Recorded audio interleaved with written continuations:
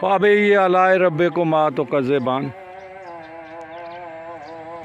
हजे जेड़े है ना जी पहले नींबू है सीडलैस नींबू के बाग च मैं ए देखो नवा फल शुरू हो गया।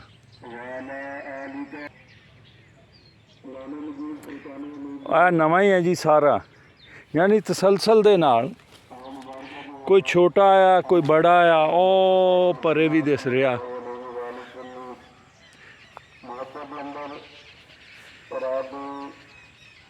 है और छोटा चल रहा। ये बंदा जेड़ा ना शुक्र आ अल्लाह दी जेड़ियां नेमतां उहदा शुक्र नहीं अदा कर सकदा। इस वेले 20वां रोज़ा हो गया, जुमे दा अज दिन है। जेड़ा चाइना लीमू है ना जेड़ा इस वेले मरवजा आ वो ख़त्म हो गया, लेकिन ये जेड़ा बाग हैगा सीडलैस, कुछ लोग कहते जी सीडलैस बिकदा नहीं। अज बाज़ार जाके देखण सीडलैस दे किस तरह रंग लगे, लभदा नहीं।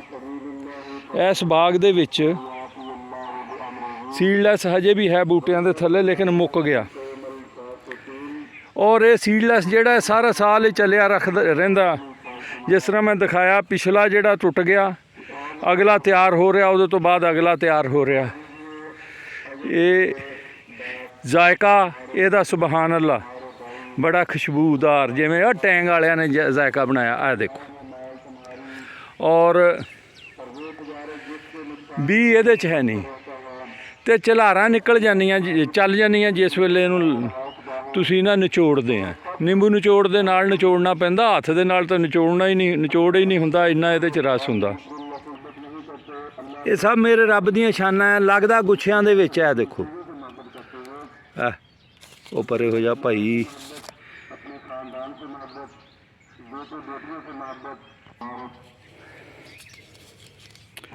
हजे पिछला फल जेड़ा वो भी विच टामा टामा हैगा, ते आ देखो नवां तैयार हो रहा। बल्कि आ जेड़ा ना जी पिछला पुराना फल है तैयार, वो भी हजे है। अगर बाग दे विच वड़िया जाए, कोई मेहनत की जाए। आ देखो गुच्छियां की शक्ल च लगा है, तैयार है।